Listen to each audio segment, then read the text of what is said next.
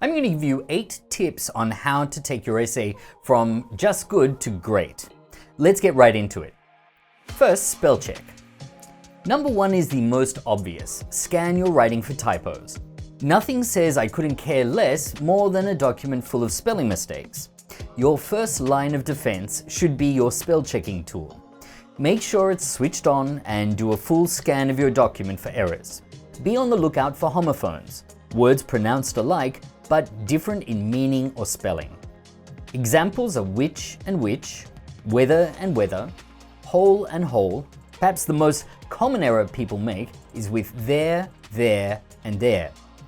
Remember that your spell checker won't necessarily pick these up. Remove repetition.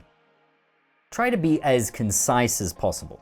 This means staying on topic, using precise collocations, and avoiding unnecessary prepositional phrases or any other redundant expressions.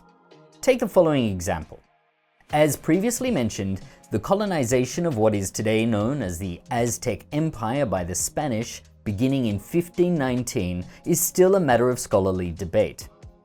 The expression as previously mentioned is redundant, as is the prepositional phrase of what is today known as.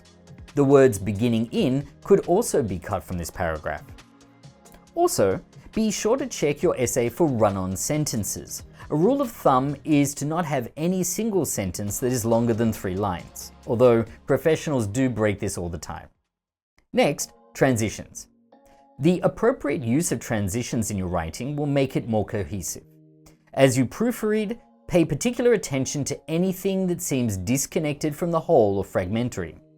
Use transitions, also known as cohesive devices, to improve your writing and tie everything together.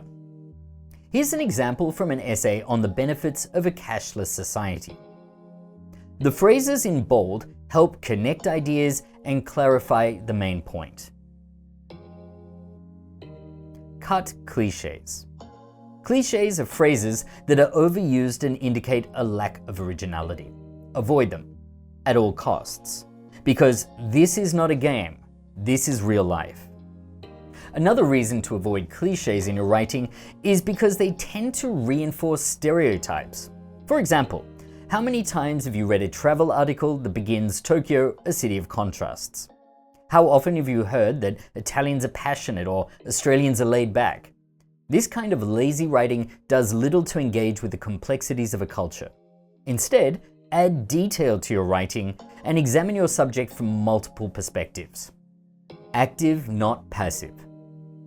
Something that's a particular problem for non-native speakers of English is using the passive voice rather than the active voice. For example, I ate pizza is an active sentence, while the pizza was eaten is in the passive. While the passive voice has its uses, the active voice is considered more direct and more appropriate for clear communication. Bring balance. While there's no hard and fast rule about how long a paragraph should be, it's a good idea to keep them roughly the same length. Avoid overly long paragraphs, which can often be divided into shorter ones. A good starting point is to use short paragraphs for shorter papers and longer paragraphs for long papers. Junk jargon. The goal of any essay is to clearly communicate ideas. Thus, anything that makes your writing unclear or harder to understand has to be simplified or removed. One of the most common issues is the use of in-group expressions. These can take the form of formal expressions used in business or technical fields. For example, using medical English terms instead of plain ones in an essay on the benefits of exercise.